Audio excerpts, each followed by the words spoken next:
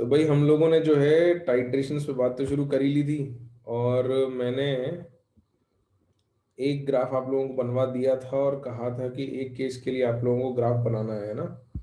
This was the graph that we made in our class, जहां हमने strong acid को strong base से titrate किया था। We titrated a strong acid with a strong base, right. हमने HCl के अंदर NaOH ऐड किया था और मैंने कहा था कि इसके उल्टे केस के लिए आपको ग्राफ बनाना है। उल्टा केस मतलब where you add a strong acid to a strong base, है ना। इसमें कैलकुलेशंस नहीं करनी थी, just had to make a graph. तो मैं भी प्लॉट कर देता हूँ, है ना। Let me plot the graph कि कैसा बना होगा। आप लोग एक बार चेक कर लेना कि कैसा बनना चाहिए ग्राफ। बेसिकली क्या होगा कि आपने ओरिजिनल सॉल्यूशन बेस का लिया है 0.1 मोलर, तो स्टार्टिंग पीएच कितना होगा भाई? 0.1 मोलर अगर बेस ले लिया आपने, स्ट्रॉन्ग बेस NaOH, तो स्टार्टिंग पीएच कितना हो जाएगा? 13। Very good. तो ये आपके पास y एक्सिस पे pH है और इस एक्सिस पे वॉल्यूम ऑफ HCl है। आपका स्टार्टिंग pH जो है वो 13 हो जाएगा, ठीक है। अच्छा, लिमिटिंग pH क्या हो जाएगा भाई? आपका एसिड 0.1 मोलर है तो लिमिटिंग pH कितना हो जाएगा कि pH की मिनिमम वैल्यू किससे ज्यादा नहीं हो, किससे कम नहीं हो सकती? 1 से कम नहीं हो सकती, क्योंकि मैक्सिमम कॉन्सेंट्रेशन H प्लस 0.1 से ऊपर कभी नहीं जा पाएगा। इनफैक्ट इसको भी वो अप्रोच करेगा, एग्जैक्टली 0.1 नहीं हो पाएगा। तो लिमिटिंग वैल्यू 1 हो जाएगी, स्टार्टिंग वैल्यू 13 है। अब इसका अगर आप ग्राफ प्लॉट करोगे तो ग्राफ कुछ इस तरीके का आना चाहिए कि शुरुआत में आपका pH धीरे धीरे कम होगा। Initially the pH will decrease slowly, there will be a steep decrease and then it will become asymptotic to 1। तो ये यहाँ पर कहीं 7 अगर आपके पास है तो इक्विवेलेंस पॉइंट जो है वो 7 पे आएगा बच्चों। Equivalence point will come at 7, right. This will be your equivalence point.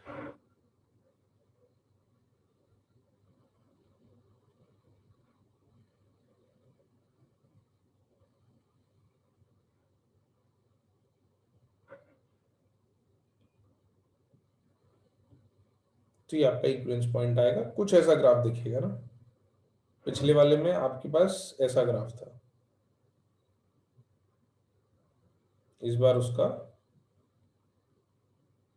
X axis के अबाउट मिरर इमेज हो गया ना। एक्स एक्सिस के अबाउट मिरर इमेज हो गया ना, मतलब हॉरिजॉन्टल एक्सिस के अबाउट मिरर इमेज, राइट। देख लो भाई, ये ऊपर वाला ग्राफ था, ये ऐसा इसका ग्राफ आ जाएगा रफली। हमने एक अप्रोक्सीमेट ग्राफ बना दिया ऐसे ही ग्राफ बनाया था सबने,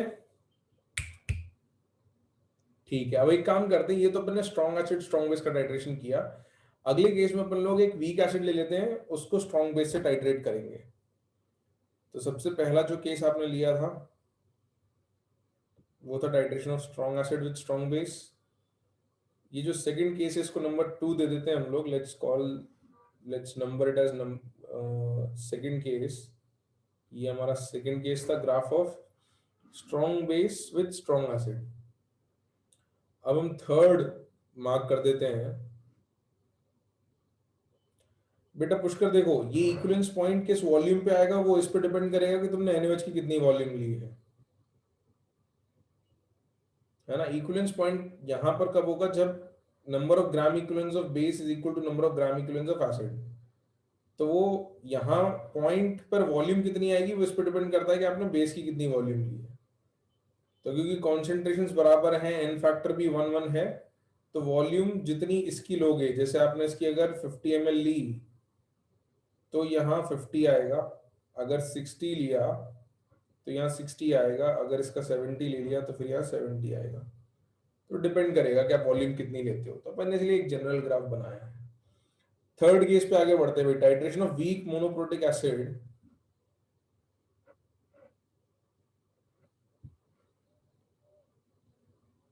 third case, Titration of weak monoprotic acid with strong base.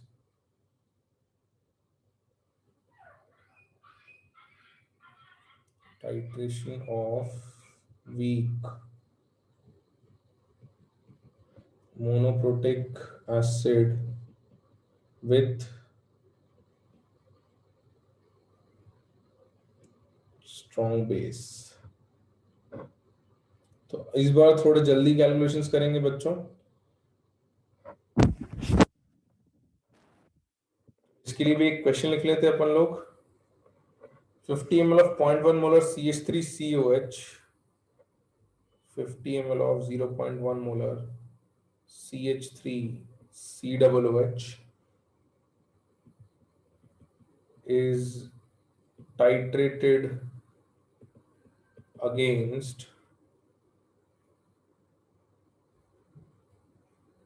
0.1 molar NaOH. Given क्या है आपको? Given Ka equal to, Ka भी किसका दिया हुआ है? CH3COOH का. CH3COOH Ka is equal to 10 to the power minus 5. So 50 ml of 0.1 molar CH3COH titrated against 0.1 molar NaOH. CH3COH का Ka दे रखा है और वॉल्यूम ऑफ NaOH अलग अलग लेके अपन लोग pH कैलकुलेट कर लेते हैं. तो पहले केस में वॉल्यूम ऑफ NaOH जो है वो 0 ml है. तो इस केस में pH क्या लिखेंगे भाई? या चलो कॉन्सेंट्रेशन ऑफ H प्लस ही बता दो पहले. कॉन्सेंट्रेशन ऑफ H प्लस क्या लिखोगे आप? बिल्कुल NaOH नहीं डाला है. 0.1 मोलर CH3COH है. 50 ml आपके पास. K दे रखा है. तो concentration of H plus weak acid के लिए क्या लिखते थे? 0.1. अरे रे पिटाई खाने वाले काम कर रहे हो. वीक एसिड है, उसका K दे रखा है. तो H प्लस की कॉन्सेंट्रेशन का फॉर्मूला सिखाया था, अंडर रूट Ka इंटू सी. सब भूल गए? कहा बेटा इसलिए कि रिवाइज करके चलो शुरुआत से.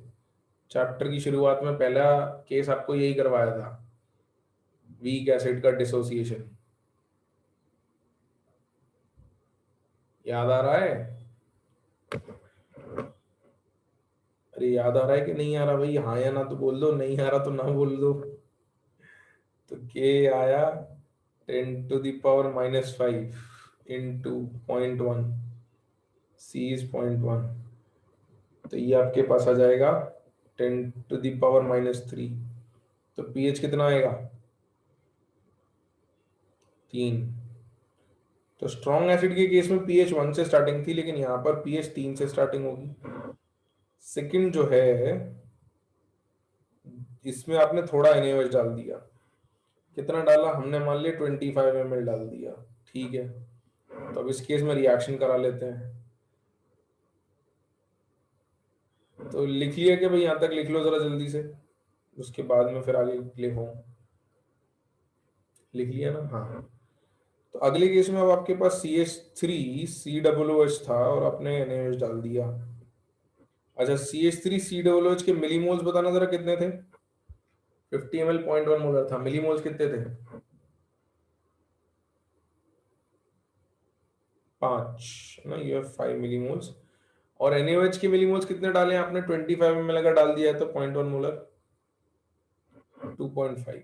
बिल्कुल 2.5. इनका रिएक्शन कराते हैं. रिएक्शन करके ये बनाते हैं CH3COONA प्लस H2O. तो जब रिएक्शन कराओगे तो NaOH पूरा खत्म हो जाएगा, ये 0 हो जाएगा. CH3COH जो है वो 2.5 मिलीमोल्स बनेगा, बचेगा. मतलब फाइनली मिलीमोल्स जो हैं वो 2.5 बचे CH3COH के. CH3CONA के कितने मिलीमोल्स बन गए? 2.5. तो अब ये 2.5 आपका वीक एसिड है और CH3CONA क्या है? सॉल्ट ऑफ कॉन्जुगेट बेस है या नहीं है? तो अगर किसी सॉल्यूशन में वीक एसिड है और सॉल्ट ऑफ कॉन्जुगेट बेस है तो वो सॉल्यूशन क्या बन गया? Acidic buffer. एसिडिक बफर बन गया।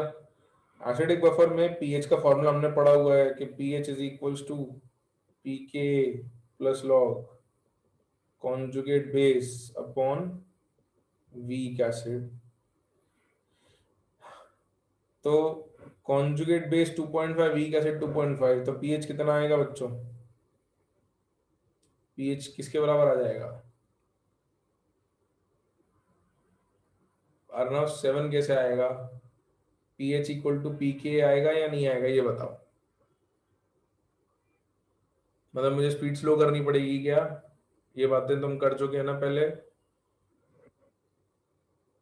कर चुके हैं ना भाई? ये क्वांटिटी और ये क्वांटिटी बराबर है, तो 2.5 बाई वी और 2.5 बाई वी करोगे तो ये कट जाएगा, तो ये पूरा तो वैसे ही जीरो, लॉग वन जीरो हो जाएगा, तो p H equal to p K ही बचेगा ना, p K plus log one. Therefore p H equal to p K, और पी के कितना है? 5। बिल्कुल, दिस इज 5।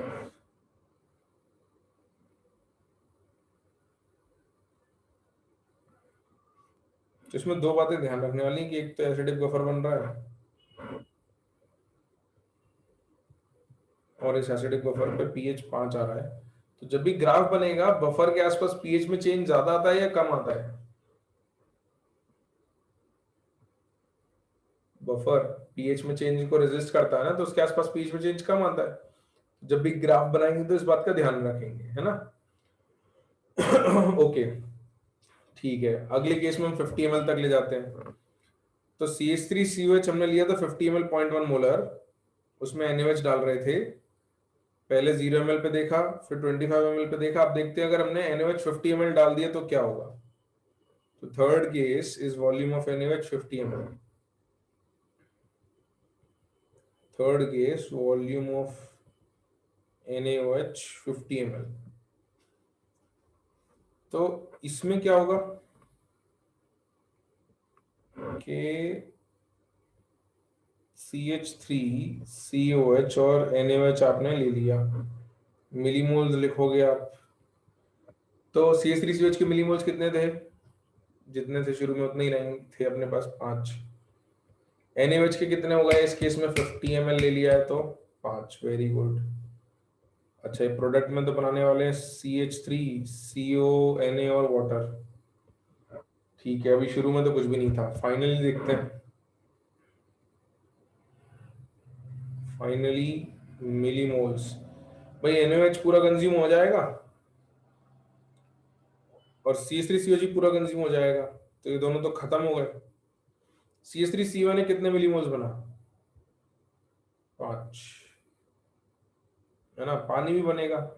अच्छा, टोटल वॉल्यूम कितनी हो गई?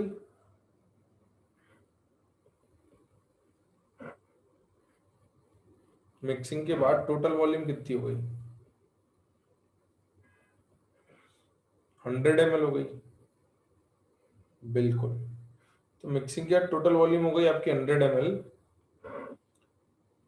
तो ये जो बना है आपका CH3CON, ये किस टाइप का सॉल्ट है भाई? Salt of what?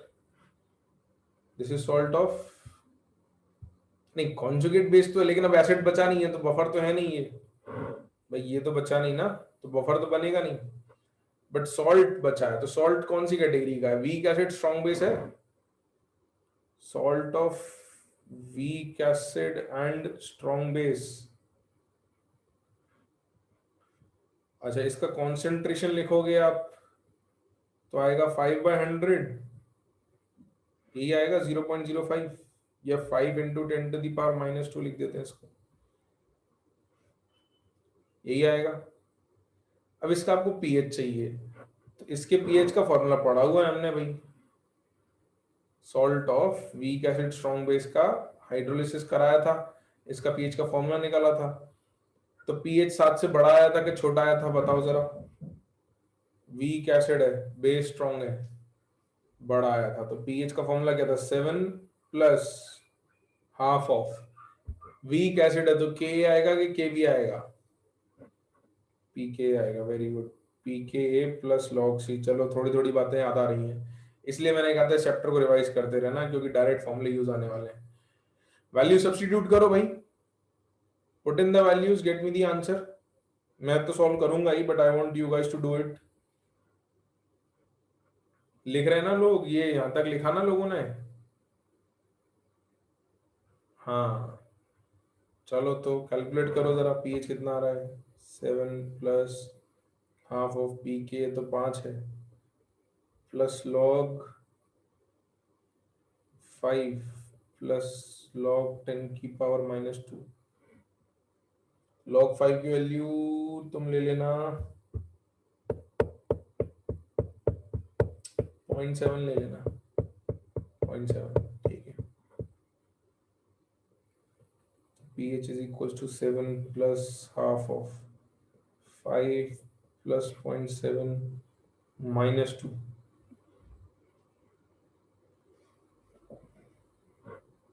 So this is 5 plus half, sorry, 7 plus half of 7 plus half of 5 minus 1.3 कितना आता है? 3.7। कितना आएगा भाई pH? 8.85 ठीक है। अच्छा ये इक्विवेलेंस पॉइंट है या नहीं है? ये जो तुमने pH निकाला है, ये इक्विवेलेंस पॉइंट है या नहीं है? इक्विवेलेंस पॉइंट है ना भाई, आपको जितना H प्लस था उतना आपने OH माइनस ऐड कर दिया, तो ये आपका इक्विवेलेंस पॉइंट आ गया। तो this is pH at equivalence point. ठीक बात है।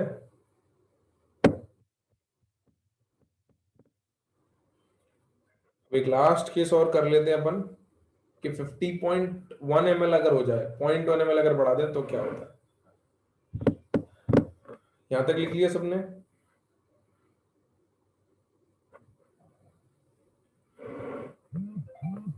ओके तो fourth case, volume of NaOH 50.1 ml, volume of NaOH is 50.1 ml। तो मैं क्विकली रिएक्शन लिख देता हूँ, CH3COH plus NaOH giving you CH3CONa plus H2O। Millimoles initial भी लिख देता हूँ मैं, ये 5 हैं, ये 5.01 है, ये कुछ भी नहीं है, ये कुछ भी नहीं है। फाइनली लिखोगे तो ये खत्म हो जाएगा, ये 0.01 बचेगा, ये 5 बनेंगे, ये एक्सेस में, इसका कोई मतलब नहीं है। फाइनल वॉल्यूम भी लिख देता हूँ, 100.1 ml है। और ये जो बचा आपका, ये बचा स्ट्रॉन्ग बेस है ना, this is your strong base, right?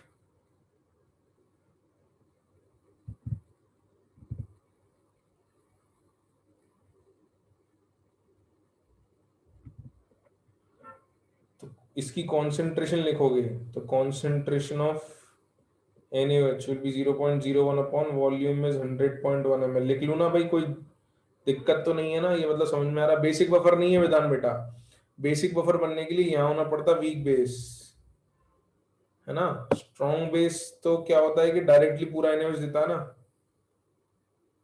Strong base तो पूरा NaOH देगा। तो इसको अप्रोक्सीमेट करके 0.01 बाय 100 लिख सकते हैं, तो 10 की पावर -4 हो गया। Therefore concentration of OH minus इससे कितना आएगा? 10 टू दी पावर -4 लिख सकते हैं डायरेक्ट। तो अब तो सीधे पीओएच आ गया ना भाई। स्ट्रॉन्ग एसिड स्ट्रॉन्ग बेस में तो कोई दिक्कत ही नहीं होती ना, उनकी कॉन्सेंट्रेशन निकाल लेते हैं, और जब तक ये कॉन्सेंट्रेशन 10 टू दी पावर -6 से छोटी नहीं आती तब तक कोई दिक्कत नहीं है ना? तो जल्दी जल्दी कर लेते हैं। तो अब ये देयरफॉर अपने पास आ गया कि पीओएच जो है वो 4 है, इसलिए पीएच जो है वो 10 है। अब तो सब अपने पास ग्राफ आ जाएगा, कोई दिक्कत नहीं है। Now we know how to plot the graph, points आ गए अब तो। सारे। नहीं, इसके बाद वाटर ऐड नहीं करेंगे, इसके बाद NaOH और बढ़ाते जाओगे तो NaOH और ऐड करोगे अगर बाय चांस, मतलब बाय चांस नहीं, मतलब अगर आप ऐड करते जाते हो। वैसे तो अपना टाइट्रेशन एंड हो गया, इक्विवेलेंस पॉइंट पे अपन रोक देते हैं जब आप प्रैक्टिकली टाइट्रेशन करोगे। बट ग्राफ बनाना चाह रहे हो आप, कैलकुलेट करना चाह रहे हो, तो आप अगर NaOH और ऐड करते जाओगे तो मैक्सिमम OH नेगेटिव की कॉन्सेंट्रेशन कितनी लिमिट करेगी? OH नेगेटिव ये जो कॉन्सेंट्रेशन है कहाँ लिमिट करेगी? 0.1 पर। तो पीओएच कहाँ को टेंड करेगा? 1। तो पीएच कहाँ टेंड करेगा? 13, है ना? ये काम किया था अपन ने, याद है? अपन ने स्ट्रॉन्ग एसिड के केस में भी तो किया था ये काम। हाँ स्पर्श, वो तो सही बात है, वो सही बात है। चलो तो अपन इसका भी ग्राफ बना लेते हैं, है ना? बस इस ग्राफ में जो बात आएगी बफर वाली वो बात कर लेंगे अपन। तो यहां तक लिख लो, फिर अपन इसका ग्राफ बना लेते हैं और फिर अपन ऐसे एसिड्स को टाइट्रेट करेंगे जिनमें एक से ज्यादा H+ दे सकते हैं। जैसे तो सब एक एक H+ वाले थे, अपन ये भी देखेंगे कि 2 H+ वाला केस हुआ तो ग्राफ कैसे बनाएंगे। That will be the last graph for titration. वैसे तो बहुत बन सकते हैं, बट आई गेस इतने के बाद आपको आइडिया लग जाएगा कि कभी ग्राफ बनाना हो तो कैसे बनाना है। फिर 2 का बना लिया तो 3 का पूछे, 4 का पूछे, कितने का ही पूछे आप बना पाओगे, क्योंकि वो रिपीटेटिव होता जाता है ना? बनाए ग्राफ, बनाए।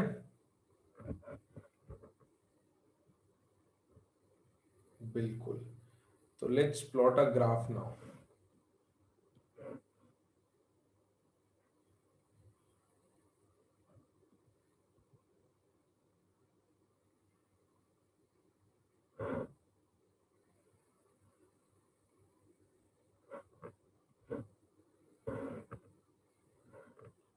इस तरफ अपने पास पीएच था और इस तरफ वॉल्यूम ऑफ NaOH है। स्टार्टिंग पीएच पहले मार्क कर लेते हैं, चलो। 1 2 3 4 5 6 7 8 9 10 11 12 13। चलो ठीक है, लाइन छोटी नहीं पड़ी अपने को। तो स्टार्टिंग में पीएच कहां से स्टार्ट हो रहा था? 3 से। पहला पॉइंट 3 पे मार्क था। इसको अपन कलर दूसरा यूज कर लेते हैं। Let's mark the point by red. ये 3 पे था। वॉल्यूम भी ले लेते हैं भाई। 10 20 30 40 50 60 एंड सो ऑन। तो जब 0 अपन ने ऐड किया था तो वो पीएच 3 था। इसको मार्क भी कर देते हैं, ये 3 है पीएच 0 पे। फिर आपने कितनी वॉल्यूम ली थी? 25 ml। तो 25 ml पर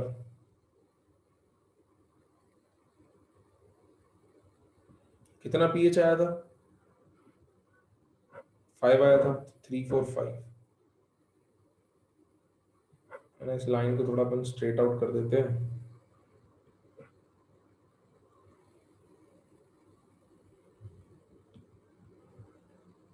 तो ये आपका 5 आया था पीएच यहाँ पे। अच्छा, यहाँ बफर की कंडीशन थी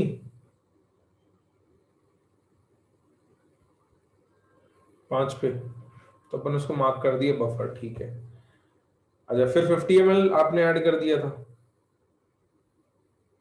नेक्स्ट अपने पास पॉइंट 50 ml पे है। 50 ml पीएच कितना आया था?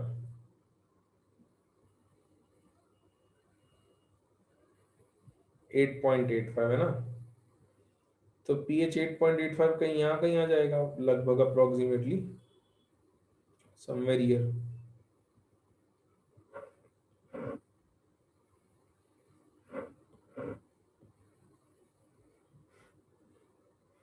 और 50.1 पे जो अपन ने लिया था तो कितना आया था?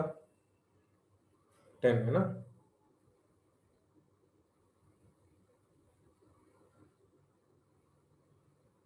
50.1 पे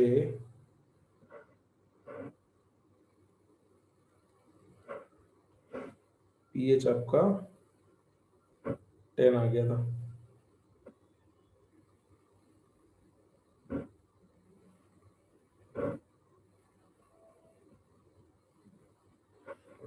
तो ये 50 आपका इक्विवेलेंस पॉइंट है ना, 50 वाज इक्विवेलेंस पॉइंट। अब अपन ग्राफ बनाते हैं, सुनना बच्चों। तो ग्राफ में दो तीन बातें ध्यान देने वाली है। बफर के आसपास अपन ने क्या कहा था कि पीएच धीरे बदलता है, close to buffer the pH change is slow, कहा था अपन ने। सुन लो एक बार, फिर बना लेना, मैं टाइम दे दूंगा आपको। कहा था या नहीं कहा था? तो इसके आसपास जो ग्राफ होगा बफर के आसपास, वो थोड़ा फ्लैट होगा। पीएच चेंज स्लो होगा बफर के आसपास, जो पीएच की रेंज होगी उस रेंज में स्लो चेंज होगा ना। अच्छा, इक्विवेलेंस पॉइंट के आसपास ग्राफ स्टीप बनेगा, ये दो पॉइंट दिख भी रहे हैं, पास पास है। और वैसे भी अपन ने कहा था कि ग्राफ इक्विवेलेंस पॉइंट के आसपास अपन ने हमेशा देखा है कि पीएच एकदम बहुत तेजी से बदलता है। तो ये याद रखना, इक्विवेलेंस पॉइंट के आसपास जब भी आओगे स्लोप काफी मतलब कंपैरेटिवली ज्यादा रहेगा। तो क्लोज टू इक्विवेलेंस पॉइंट जो आपका स्लोप है वो थोड़ा स्टीप होगा, इस टाइप से। अच्छा, और लिमिटिंग वैल्यू अपनी कहाँ जा रही थी? आपने बताया था मेरे को लिमिटिंग वैल्यू पीएच की कहाँ जा रही थी? 13 है ना, तो यहाँ वो लिमिटिंग हो जाएगा। अब अपन इन पॉइंट्स को जोड़ देते हैं। तो जब आप इन पॉइंट्स को जोड़ोगे, once you will start connecting these points, तो ग्राफ आपको कैसा मिलेगा कि शुरू में पीएच बढ़ा, बट फिर बफर आ गया, बफर एंड हुआ तो इक्विवेलेंस पॉइंट के पास आ गया, और फिर इक्विवेलेंस पॉइंट एंड हुआ तो फिर वापस एसिम्प्टोटिक हो गया वो। तो ऐसा कुछ ग्राफ मिलेगा आपको। This will be the shape रफली अप्रोक्सीमेटली, है ना। और ये जो था आपका 25 ml, ये आपका मिड पॉइंट था ना टाइट्रेशन का, मिड पॉइंट या फिर हाफ वे कह सकते हैं। 25 ml टाइट्रेशन खत्म 50 पे हो रहा था, इक्विवेलेंस पॉइंट तो ये उसका मिड पॉइंट था या हाफ वे था, उस पर आपको बफर मिल गया था। तो आपका जो ग्राफ बनेगा वो लगभग कुछ ऐसा बनेगा, अगर आप वीक एसिड का टाइट्रेशन कराते हो तो strong acid versus weak acid में फर्क क्या होगा? स्ट्रॉन्ग एसिड का ग्राफ ऐसा जा रहा था, उसमें कोई बफर नहीं बन रहा था, है ना। वीक एसिड में बीच में एक बफर, एक एक्स्ट्रा बात आ गई, इतना फर्क है। और इसका पीएच 1 से शुरू हो रहा था, इसका पीएच 3 से, मतलब सेम कॉन्सेंट्रेशन लोगे तो वीक एसिड का पीएच ऊपर आएगा और स्ट्रॉन्ग का नीचे आएगा। अब जरूरी नहीं है बना है आप मतलब 0.001 कॉन्सेंट्रेशन लेते तो 2 से भी स्टार्ट हो सकता था। अगर आप एसिडी कॉन्सेंट्रेशन बता दो तो 2 से स्टार्ट हो जाएगा। 0.001 ले लोगे स्ट्रॉन्ग एसिड को तो 3 से स्टार्ट होगा, बट वो रहेगा ऐसा ही, है ना, उसमें बफर नहीं बनेगा। सही बात है ना भाई, 1 से स्टार्ट होगी भी ऐसा बन सकता है और उसका इक्विवेलेंस पॉइंट 7 पे आएगा। 2 से स्टार्ट होके भी ऐसा बन सकता है और 3 से स्टार्ट होके भी ऐसा बन सकता है। तो डिपेंड करेगा कि इनिशियल कॉन्सेंट्रेशन स्ट्रॉन्ग एसिड की आपने क्या ली। बिल्कुल बिल्कुल, बट इससे थोड़ा अलग रहेगा, इसमें बफर बनता है ना। इसको बना लो। तो अपने को अभी आपको देखो, ये ग्राफ बनाने का धीरे धीरे थोड़ी थोड़ी फील आई होगी, ग्राफ आइडेंटिफाई करना अपने को समझ में आने लगेगा धीरे धीरे कि भाई हाँ, ये स्ट्रॉन्ग एसिड का स्ट्रॉन्ग बेस के साथ है या वीक एसिड का स्ट्रॉन्ग बेस के साथ है, कहाँ बफर जैसी चीज मिल रही है। और अभी अपन एक केस और करेंगे तो उसमें आपकी ये सब बातें रिवाइज और हो जाएगी अच्छे से।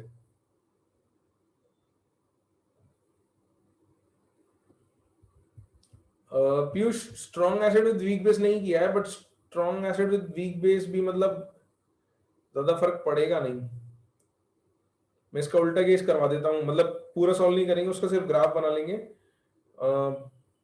Weak base with strong acid का ग्राफ बना लेते हैं, यानी ये weak acid with strong base था, अब वीक बेस ले लेते हैं, स्ट्रॉन्ग एसिड ले लेते हैं। बिल्कुल, वीक बेस में भी बफर बनेगा, बट वो बफर बनेगा आपका बेसिक बफर।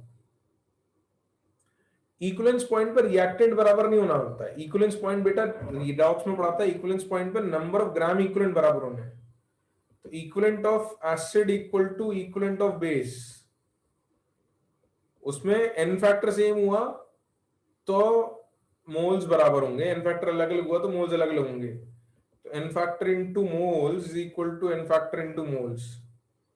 अभी क्या अपने एन फैक्टर सेम है तो दोनों के मोल्स बराबर आ रहे हैं। बिल्कुल बिल्कुल, पॉलीप्रोटिक का बनाएंगे ना अपन, बिल्कुल बनवाऊंगा मैं, चिंता मत करो। इसलिए कह रहा हूँ अभी सारी बातें क्लियर हो जाएंगी, अभी देखते चलो। बना लिया ग्राफ सबने? बना लिया, बना लिया, ठीक है। चलो तो अगले केस में कैलकुलेशंस नहीं करेंगे, इसका ग्राफ अगर वीक बेस ले तो कैसा बनेगा, नेचर ऑफ ग्राफ की बात करते हैं। तो this was our third case, titration of weak monoprotic acid with strong base. इसका रिवर्स केस भी देख लेते हैं हम फोर्थ करके।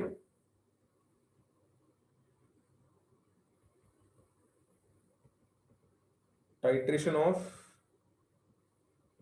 weak base monoprotic weak mono acidic weak base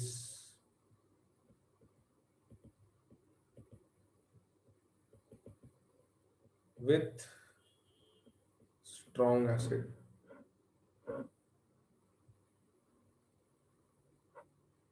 example अपन ले लेते हैं NH4OH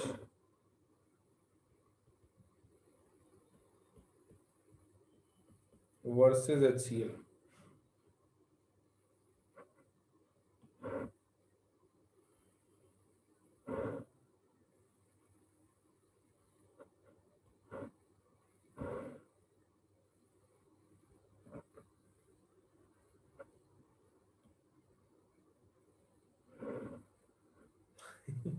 थर्ड केस का मिरर तो बनेगा बट अलोंग एक्स एक्सिस, मतलब हॉरिजॉन्टल एक्सिस बनेगा।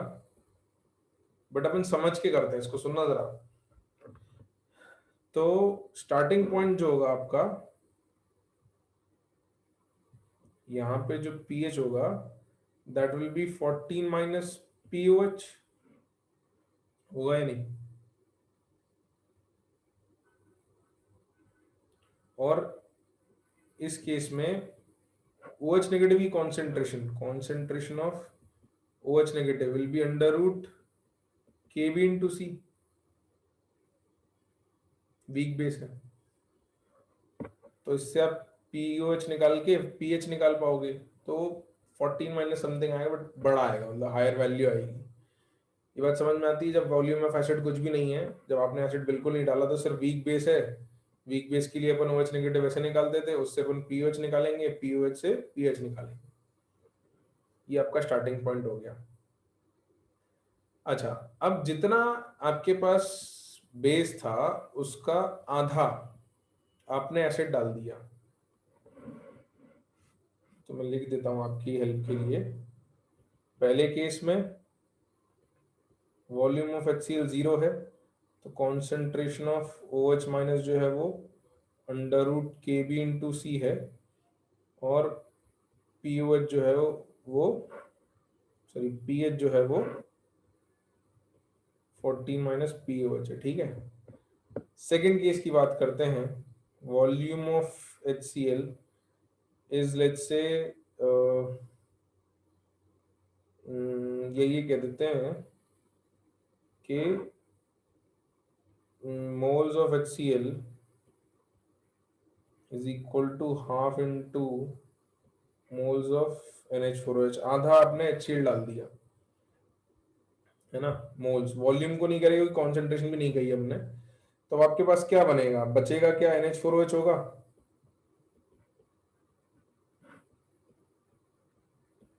तो वो NH4Cl ये बचेगा हाफ, और ये बन जाएगा।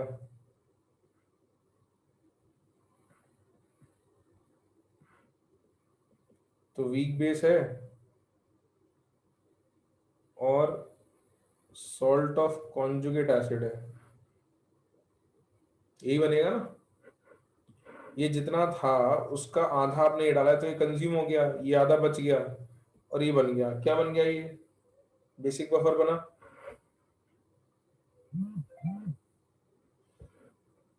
तो ये आपकी कंडीशन हो गई बेसिक बफर की। तो आपके पास पीयूएच आ जाएगा पीकेबी के बराबर। याद आ रहा है सबको?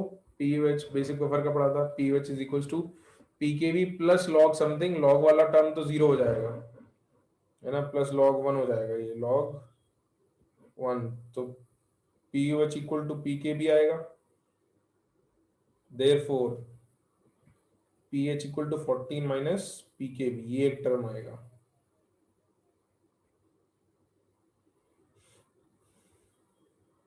ठीक है,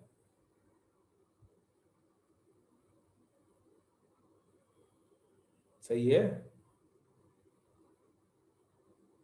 अच्छा, थर्ड केस भी लिख ही देता हूं मैं, फिर ही ग्राफ बनाता हूं उसके बाद। थर्ड केस पे moles of HCl is equal two moles of NH4OH कर दिया अपन ने, इक्विवेलेंस पॉइंट ला दिया,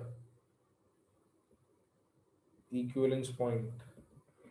तो अब आपके पास सिर्फ बचेगा NH4Cl,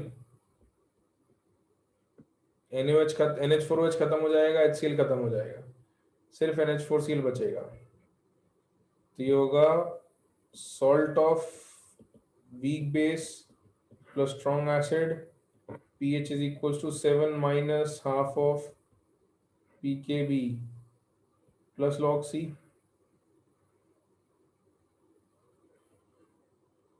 तो जो भी pH आएगा वो 7 से थोड़ा कम आएगा, ये बात समझ आती है।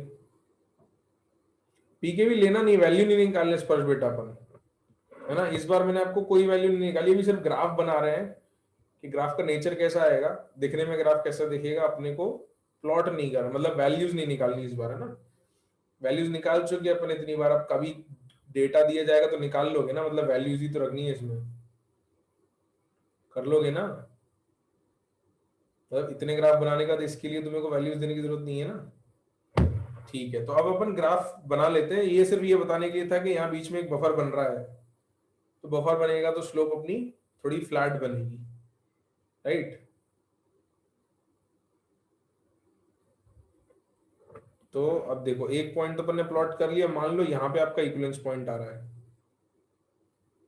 तो आपका ग्राफ मैं बना देता हूँ थोड़ा। तो एक बफर वाला रीजन आएगा थोड़ा फ्लैट, और बफर के बाद इक्विवेलेंस पॉइंट आएगा, और इक्विवेलेंस पॉइंट का लिमिटिंग केस आ जाएगा। तो हम सिर्फ पॉइंट्स मार्क करेंगे, जैसे ये स्टार्टिंग पॉइंट है, ये मान लो आपका हाफ वे या मिड पॉइंट आ गया, ठीक है, ये हाफ वे या मिड पॉइंट, और यहाँ कहीं आपका इक्विवेलेंस पॉइंट आ गया, इस पे pH लेस देन 7 आएगा, ये आपका इक्विवेलेंस पॉइंट आएगा। यहाँ पर भी pH लिखना हो तो इसको भी लिख देते हैं, pH is equals to 14 minus pKb। यहाँ पर pH भी लिख देते हैं, pH is equals to 7 minus half of pKb plus log C। तो ये बस ग्राफ का नेचर बताने के लिए आपको कि इस केस में ग्राफ ऐसा बन जाएगा। हाँ, बेसिकली ये हॉरिजॉन्टल के अबाउट रोटेट हो गया, बिल्कुल ऊपर वाले जैसा ही है। ऊपर वाले में बस क्या था कि आपके पास एसिड था, तो ऐसा था, इसका mirror image along the horizontal mirror के अबाउट, मिरर इमेज अगर एक्सेस के अबाउट अगर मिरर इमेज ले लिया जाए तो ये बन जाएगा, ऐसा ग्राफ बनेगा, ऐसे ही बनेगा बच्चों। बिल्कुल, तो अब इसको बना लो, लिख लो, ये आपको सब कुछ दिख रहा है ना। अब क्या हो गया कि अब अपन थोड़ा, क्योंकि फेमिलियर हो गया तो अब डायरेक्टली ये फॉर्मूले लिख पा रहे हैं ना, अब उनको हर बार वो रिएक्शन लिखने की अब उतनी जरूरत नहीं, क्योंकि हम 2-3 बार कर चुके हैं बातों को। तो हम केस थोड़ा मेंटली सोच के या थोड़ा सा सोच के भी लिख पा रहे हैं कि कौन सा फॉर्मूला लग रहा है।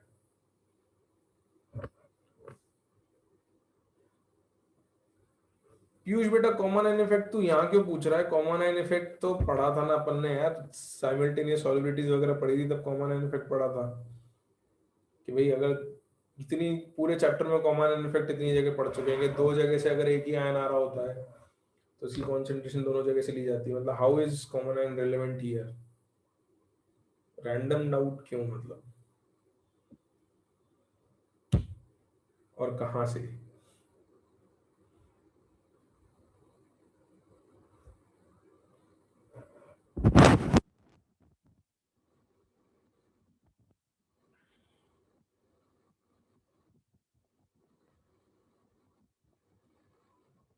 बना लिया सबने?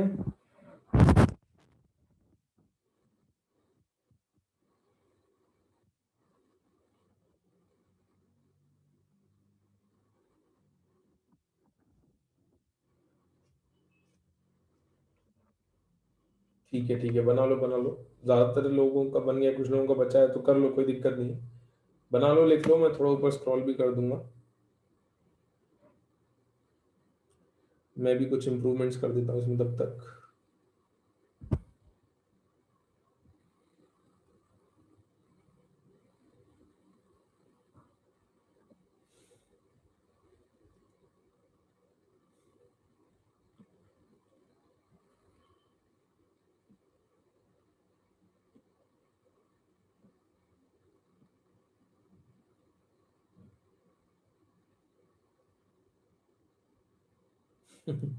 अरे कुछ नहीं, स्पष्ट बस थोड़ा क्लियर कर रहा था, वो क्लियर नहीं था तो।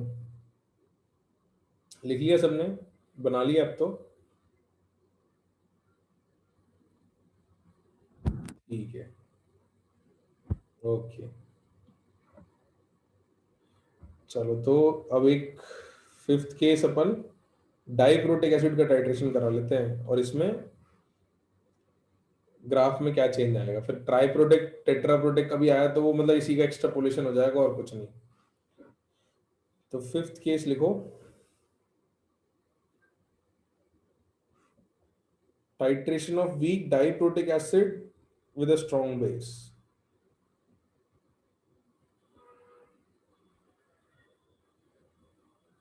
Titration of weak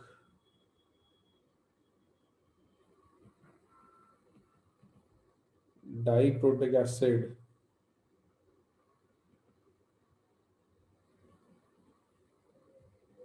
with strong base.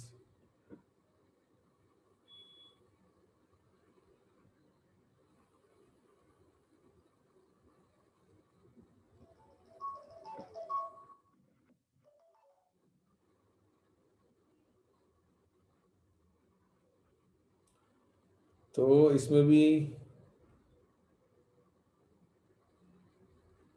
भी अपन क्या करते हैं, कैलकुलेशन एक बार कर लेते हैं, तो उससे फिर ग्राफ बनाना आसान हो जाएगा। एक बार आपको डाइप्रोटेक समझ में आ गया तो फिर ट्राइप्रोटेक टेट्राप्रोटेक आसानी से हो जाता है। तो मान लो एक वीक एसिड है, H2A ले लेते हैं, वर्सेस NaOH ले लेते हैं। इसका K1 आपको दे रखा है 10⁻⁵, और Ka2 दे रखा है 10⁻⁻10, और इसकी 50 ml 0.2 मोलर को ले लिया है, और NaOH ले लिया है मान लो 0.4 मोलर। तो केसेस ले लेते हैं अपन। Volume of NaOH 0 ml, second volume of NaOH 12.5 ml, third volume of NaOH 25 ml, fourth volume of NaOH 37.5 ml और fifth volume of NaOH 50 ml। I think इसमें सब कुछ हो जाना चाहिए। सबहेडिंग फोर्थ नहीं है, फिफ्थ है यार। पर किसी बात कर रहा है, फोर्थ तो ये लिखा था ना अपन ने, देख ये वाली सबहेडिंग फोर्थ थी, ये फिफ्थ हो जाएगी।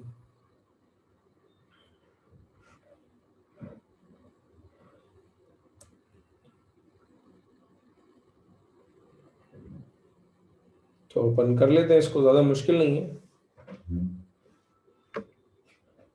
अरे रे, सब सबहेडिंग के पीछे पड़ गए। पीयूष राय, कुछ मिस नहीं किया। ये फिफ्थ, ये फोर्थ है ना, ये थर्ड, और तुमने जो मिस किया है वो ये है कि तुमको मैंने यहाँ पर जो ये होमवर्क दिया था, अभी क्लास में बोला था कि इसको सेकंड मार्क कर दो ग्राफ बनाने के बाद। तो तुमने क्या किया है, तुमने ये बात सुनी नहीं है कि इसको सेकंड मार्क करना है। ठीक है, बढ़े आगे, सब सही है। चलो, हाँ इधर पहले रिएक्शन लिखते हैं। सही बात है, रिएक्शन लिखनी पड़ेगी, बिना उसके तो काम नहीं चलेगा, क्योंकि सारे केसेस आइडेंटिफाई करने हैं। तो पहला केस तो बच्चों सिंपल है। पहले केस में बेस आपने रखा नहीं है, तो सिर्फ आपके पास क्या है, H2A है, डाइप्रोटिक एसिड। तो अब आपको याद है कि पॉलीप्रोटिक एसिड में आपको बताया था कि दो इक्विलिब्रियम लिखते हैं, उसमें सेकंड इक्विलिब्रियम का कंट्रीब्यूशन इग्नोर हो जाता है अगर उसका K छोटा होता है तो K1/K2 जो है वो 10⁵ है, which is greater than 10⁻3। Therefore ignore contribution of second equilibrium।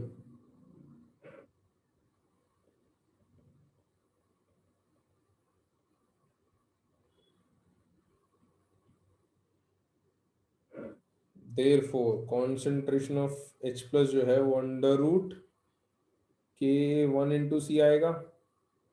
सिर्फ पहले इक्विलिब्रियम को देख रहे हैं तो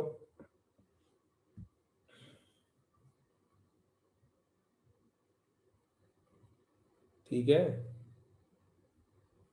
तो वैल्यू नहीं निकाल रहा मैं, मतलब वैल्यू चलो निकालोगे भी तो वो आ जाएगा √2 × 10⁻³ तो pH आपका आ जाएगा 3 - 0.15 2.85 आ जाएगा शायद, यही आ रहा है क्या?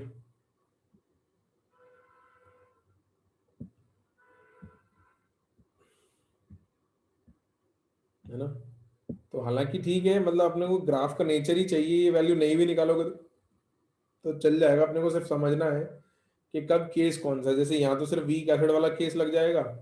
अगला जो केस है 12.5 ml, उस पर देखते हैं कि क्या हो रहा है। अपने को सिर्फ ये देखना है कि कहाँ इक्विवेलेंस पॉइंट वाली कंडीशंस आ रही हैं, कहाँ आपका बफर वाली कंडीशंस आ रही हैं, बस ये चीजें देखनी है। यहाँ तक लिख लो, फिर मैं ऊपर स्क्रॉल करता हूँ, अपन आगे चीजें करते हैं।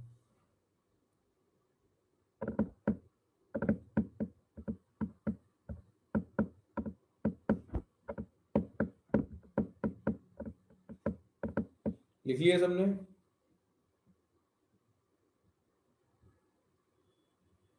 ठीक है। सेकंड केस में वॉल्यूम ऑफ NaOH जो था वो 12.5 ml है। तो रिएक्शन लिखते हैं। आपके पास H2A है, आपके पास NaOH है, इसके मिलीमोल्स H2A के कितने हैं भाई? 50 ml 0.2 मोल, कितने मिलीमोल्स हैं जल्दी बताओ। बताओ कोई तो बताओ, कितना मुश्किल है? 15 × 0.2 कितना मुश्किल है? 15 × 0.21 होता है। पिटोगे? 50 का 20% कितना होता है? 10। 10 मिलीमोल्स। NaOH कितने मिलीमोल्स है? 12.5 ml और 0.4 मल्टीप्लाई करना जरा। 50 12.5 का 0.4 टाइम्स 50 हो गया, मतलब 12.5 से बड़ा हो गया, 5 आएगा। ये बनाएगा NaHA का सॉल्ट और H2O। शुरुआत में कुछ भी नहीं है, फाइनली जब लिखोगे तो ये खत्म हो गया, ये 5 बच गया, और ये सॉल्ट बन गया 5, ये तो एक्सेस में है। तो बेटा ये जो है ये तुम्हारा वीक एसिड है, और ये क्या है, सॉल्ट ऑफ कॉन्जुगेट बेस है कि नहीं है? H2A का सॉल्ट है ना ये HA। तो क्या हो गया, ये वीक एसिड और सॉल्ट ऑफ कॉन्जुगेट बेस मिलके क्या बनाएंगे, बफर। और वो भी किस टाइप का buffer, acidic buffer. Therefore pH is equals to pKa। pK1 या pK2, कौन सा H प्लस, पहला H प्लस हटाए कि दूसरा H प्लस हटाए? पहला।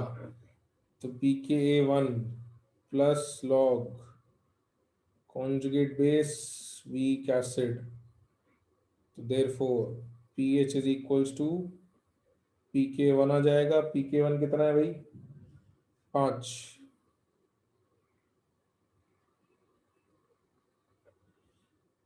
यही आएगा।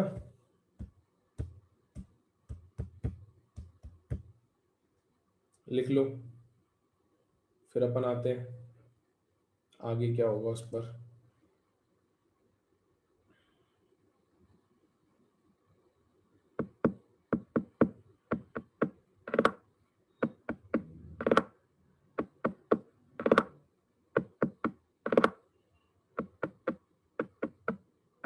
कर लिए सबने?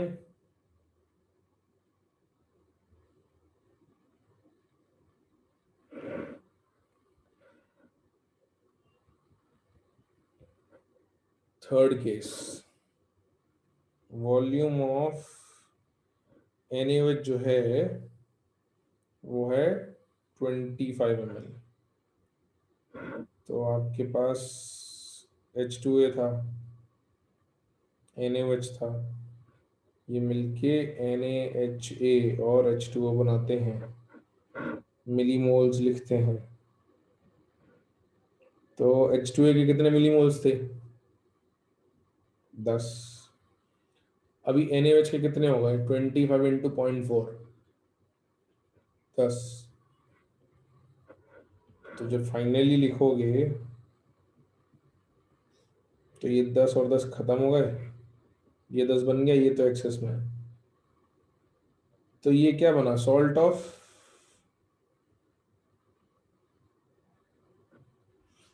किसका सॉल्ट है, weak acid and strong base. इसकी भी दो केसेस थे, एम्फोटेरिक नॉन एम्फोटेरिक। ये कौन सा वाला है, एम्फोटेरिक है कि नॉन एम्फोटेरिक है? H प्लस दे सकता है ना ये, एक H भी पूरा न्यूट्रलाइज नहीं हुआ, न्यूट्रल नहीं हुआ, एम्फोटेरिक सॉल्ट है, एम्फोटेरिक सॉल्ट। तो इसमें पीएच का फॉर्मूला मुझे नहीं पता तुम में से कितने लोगों को याद है, बट तुम्हें सिखाया था कि pK1 प्लस pK2/2 इस वाले केस में आएगा, pK1/2 आएगा कि 2/3 आएगा, ये आइडेंटिफाई करना सिखाया था। अब क्योंकि यहाँ दो ही हैं, K1 K2, तो उन्हीं का एवरेज आ सकता है। 3 होते तो सोचना पड़ता है ना, 1 2 3 होते तो सोचते कि 1 2 या 2 3, बट यहाँ दो ही हैं तो उन्हीं का एवरेज आएगा, और तो कोई पॉसिबल है ही नहीं केस। याद आ रहा है, ये फॉर्मूला कहीं पढ़ा था अपन ने, हाई सॉल्ट हाइड्रोलिसिस में। हाँ, और इसको कहेंगे first equivalence point. This is your first equivalence point, ठीक है? क्योंकि आपका पहला H प्लस जो है, सुनना बच्चों को, फर्स्ट इक्विवेलेंस पॉइंट क्यों कह रहे हैं, इसके दो H प्लस हट सकते हैं, इसमें से एक H प्लस आपने पूरा हटा दिया ना, पूरा H प्लस हटा दिया, कुछ भी नहीं बचा है। तो this is first, called as first equivalence point.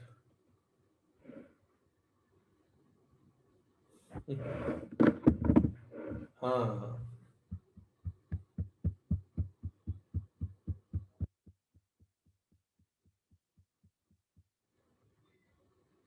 ठीक है, लिख लो यहाँ तक भाई। ये वाला केस में पीएच लिखना तो बहुत ही आसान है, मतलब तो पीएच भी निकाल के बता ही दो, मतलब वैल्यू तुमको सब तो बता रखा है, pK1 पता है, pK2 पता है,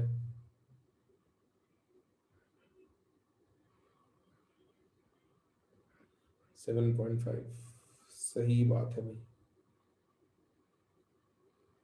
पीएच जो है वो 7.5 आ जाएगा। आखिरी 2 केस बच रहे हैं, जिसमें से आखिरी केस तो बहुत ही सिंपल है।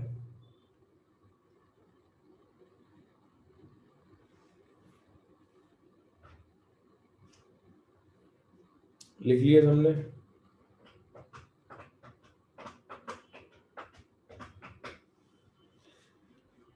ठीक है,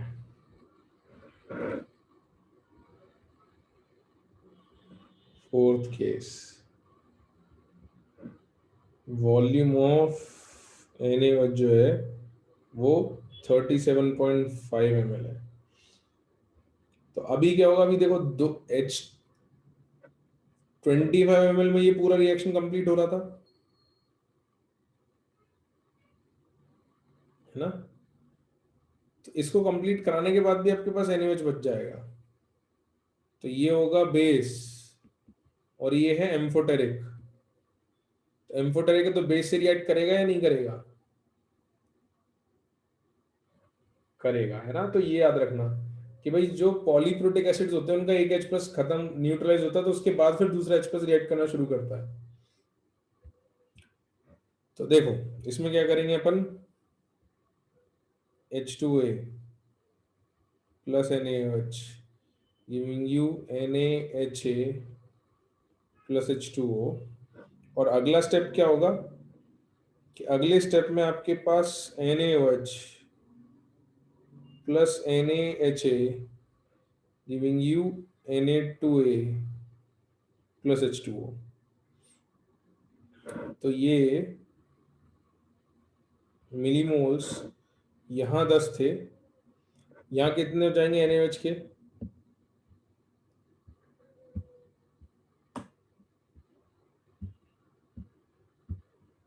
0.4 इंटू 37.5 कितने आएंगे?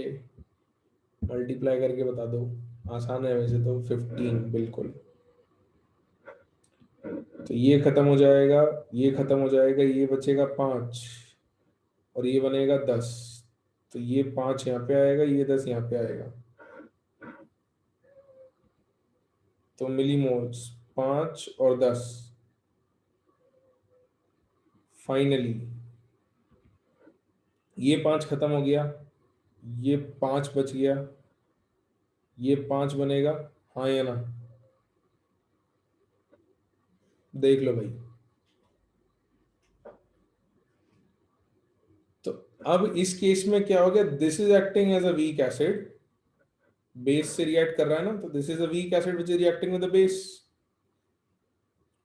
और वीक एसिड जब एसिड की तरह बिहेव कर देता है, जो प्रोडक्ट बनाता है, तो ये उसका कॉन्जुगेट बेस बनेगा।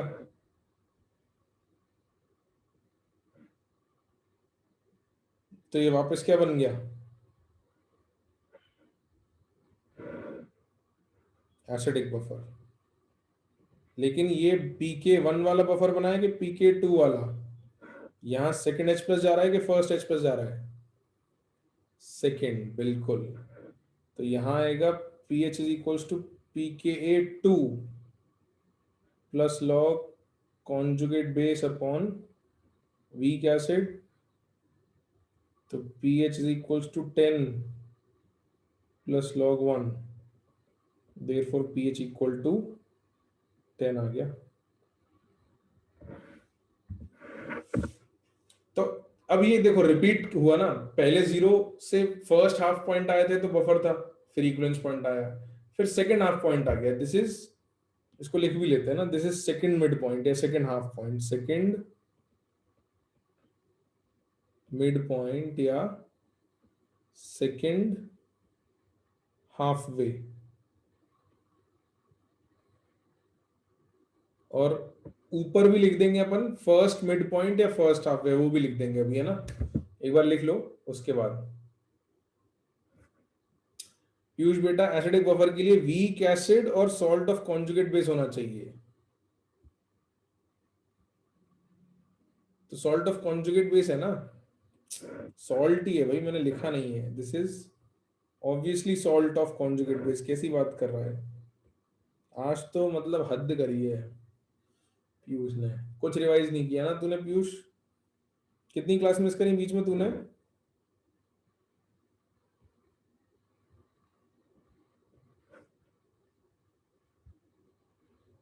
ये सॉल्ट ही तो है बेटा।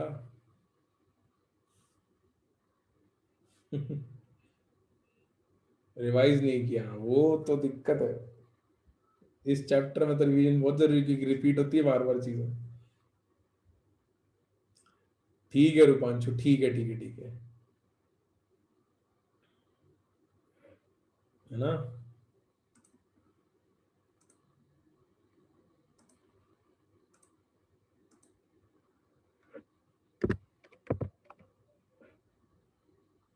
चलो लिखा है यहाँ पे।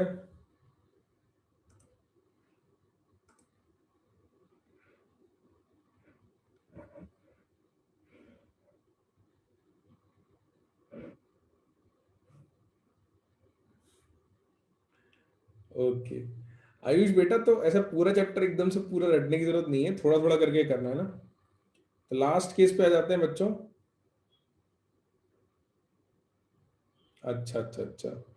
तो भाई ये लास्ट केस, फोर्थ के बाद fifth last case is volume of NaOH जो है वो आपने 50 ml ले ली। तो H2A प्लस NaOH, इसके मिलीमोल्स 10 और इसके 20 हो जाएंगे।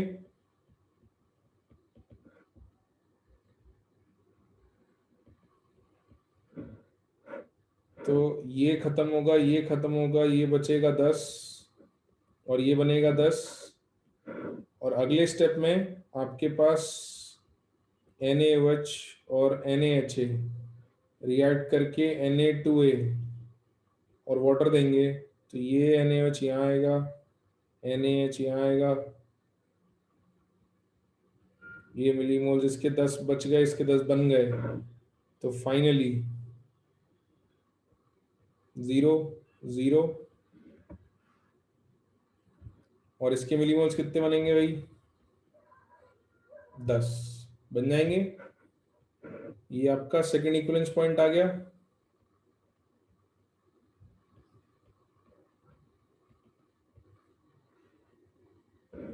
and this is your salt of weak acid strong base, pH is equal to 7 से बड़ा या छोटा? बड़ा, 7 प्लस हाफ ऑफ। तो pKa ही आएगा, लेकिन pK 1 या 2 आपको बताया था मैंने, कई चेक नोट लिखवाया था कि सॉल्ट अगर, हाँ लास्ट वाला, बिल्कुल बात याद आ रही है, बिल्कुल लास्ट वाला, वेरी गुड। यही शब्द लिखवाए थे कि अगर salt of weak acid strong base, और ये पॉलीप्रोटिक है, नॉन एम्फोटेरिक, ठीक है, ये नॉन एम्फोटेरिक वाला केस था। इसके सारे H प्लस अपन ने न्यूट्रलाइज कर दिए हैं। तो यही लिखा था अपन ने, pK 2 plus log C। Concentration में निकालनी पड़ेगी, तो निकाल लेते हैं भाई। वॉल्यूम कितनी है?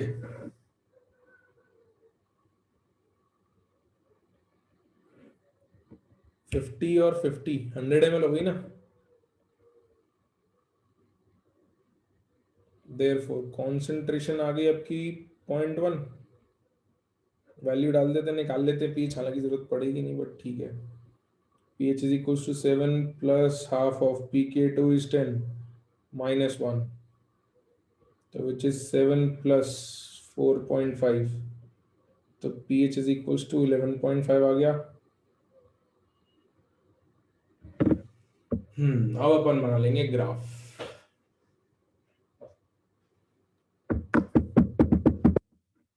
ये अपन ने एक बार मेहनत कर ली।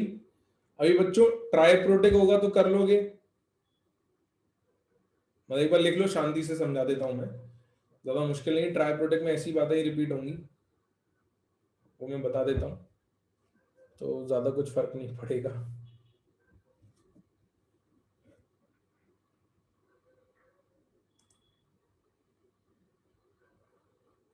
लिख लिया सबने?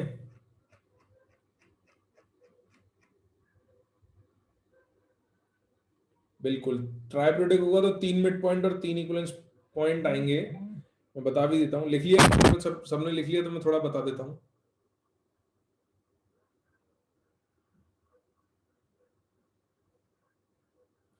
तो बेटा क्या होता है उसमें, मान लो देख लो एक बार, अगर ये H3A होता तो यहाँ H2A बनता, यहाँ H2A आता और यहाँ Na2HA आता, तो फिर ये वापस एम्फोटेरिक सॉल्ट हो जाता,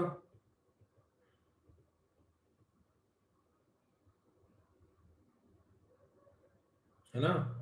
तो फिर ये क्या करता, अगले स्टेप में वापस आते Na2HA और फिर NaOH आता, फिर रिएक्ट करके Na3A बनाता और H2O बनाता, बस एक स्टेप और जुड़ जाएगा। हाँ, अगले वाले pK3 आ जाएगा। तो उस स्टेप बढ़ जाएंगे बस, और कुछ नहीं है। मतलब जो तुमने काम 2 बार किया ना वो फिर 3 बार 4 बार हो जाएगा। हाँ, मतलब ऐसे आएगा नहीं, देखो मतलब इतना जबरदस्ती लंबा जाने की जरूरत नहीं है। बट ग्राफ अगर पूछा जाए तो ग्राफ तो बताना बहुत ही आसान है, मतलब वो कोई दिक्कत नहीं है, है ना। तो ये आपके सारे काफी सारे केसेस रिवाइज हो गए, देखो इसमें हाइड्रोलिसिस के भी केस रिवाइज हो गए, आपके बफर के भी केस रिवाइज हो गए, और आपके वीक एसिड वीक बेस के केसेस भी रिवाइज हो गए। तो टाइट्रेशन में क्या सब रिवाइज हो जाता है, इसलिए इस चैप्टर को रिवाइज करते रहना जरूरी है ना। तो यहाँ तक लिखा, तो अब अपन ग्राफ बना लेते हैं फटाफट से, ज्यादा मेहनत नहीं लगेगी। और मेनली ग्राफ में यही आएगा, कभी कभी तो ग्राफ आइडेंटिफाई करने को आ जाते हैं बस, कि ग्राफ कैसा बनेगा ये बता दो, तो वो तो मतलब बता ही सकते हैं बिना सॉल्व करे भी। बनाए बनाए ग्राफ।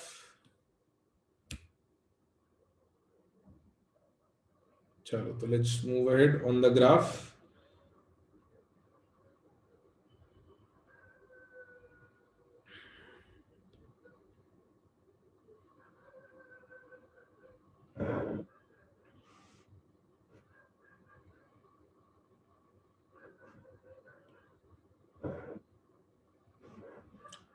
तो यहाँ हम पीएच मार्क कर देते हैं, यहाँ वॉल्यूम ऑफ NaOH मार्क कर देते हैं। तो क्या क्या वैल्यूज आई थी भाई अपनी, एक बार देख लें। काफी सारी वैल्यूज निकाली थी, 2.85, 5, 7.5, ठीक है। तो ये 1 2 3 4 5 6 8 9 10 11 12 13 और 14।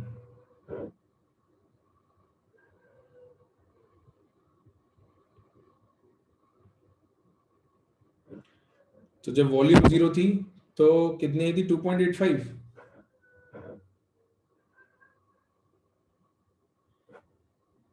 फिर अपन ने वॉल्यूम कितनी करी थी भाई,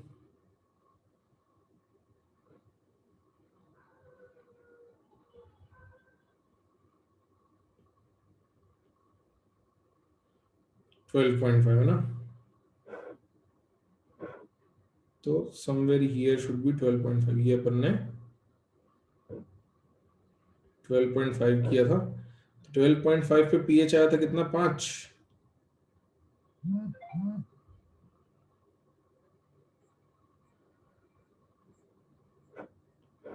हम्म, ये 5 आ गया। उसके बाद अपन ने 25 ml लिया था,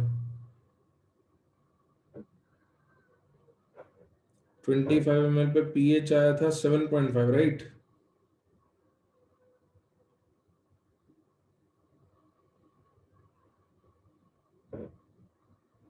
7.5 on 25 ml।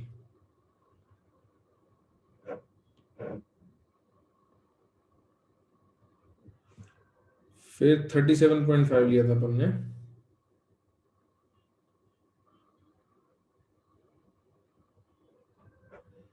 इस पे पीएच कितना आया था 37.5 पे, थर्ड केस नहीं, fourth case 10, pH was 10।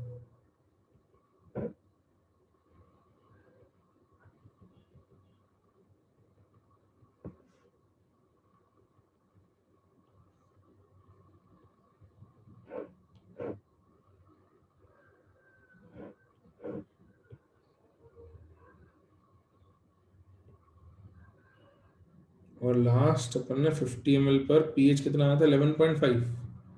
Very good very good, thank you बच्चों, थैंक यू बताने के लिए। I didn't need to scroll up.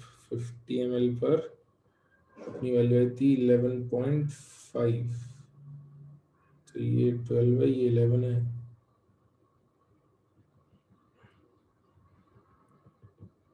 Eleven point five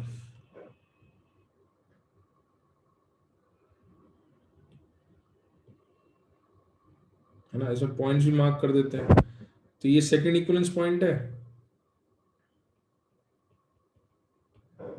और ये अपना फर्स्ट इक्विवेलेंस पॉइंट था। ये फर्स्ट हाफ वे और ये सेकंड हाफ वे था, ये सेकंड मिड पॉइंट, ऐसे ही था ना। और इसमें कौन कौन बफर था वो भी मार्क कर देते हैं। तो फर्स्ट हाफ वे बफर था, pH इक्वल टू pK1 आया था, और ये भी बफर था, यहाँ pH इक्वल टू pK2 आया था।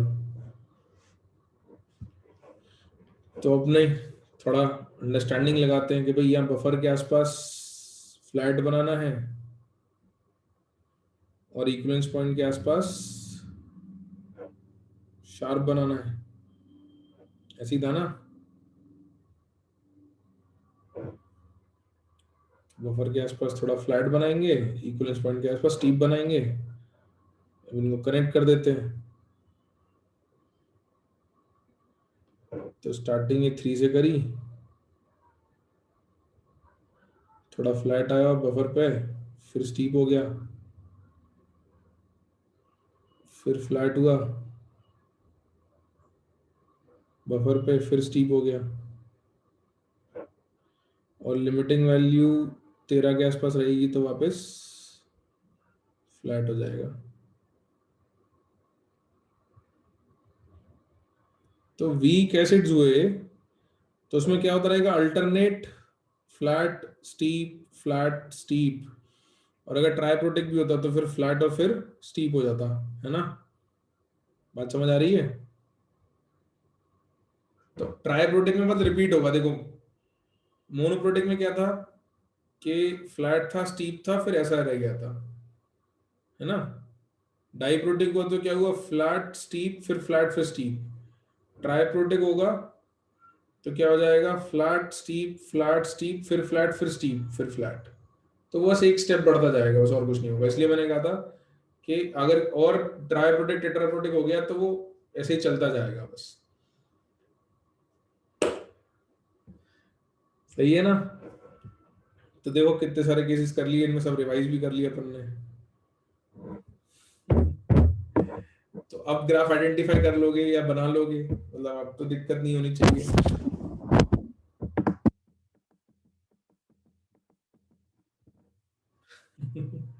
हाँ, स्टेप पैटर्न कह सकते हो, स्नेक पैटर्न। स्नेक खैर हालांकि थोड़ा और ज्यादा वॉबली होता है, दैट इज डिफरेंट। हाँ, kind of waves, steps are a better thing, मतलब ठीक है, you can consider them as step. एक स्टेप आ गया, दो स्टेप आ गया, फिर थर्ड स्टेप पूरा नहीं हुआ, काइंड ऑफ दैट वे, है ना। तो ये जल्दी से बना लो, आज इससे आगे नहीं पढ़ा रहा हूँ, यहाँ तक बना लो जल्दी से। फिर बचा हुआ पार्ट जो इंडिकेटर्स है और कुछ क्वेश्चंस है वो मैं अगली क्लास में करवाऊंगा। बना लो बना लो।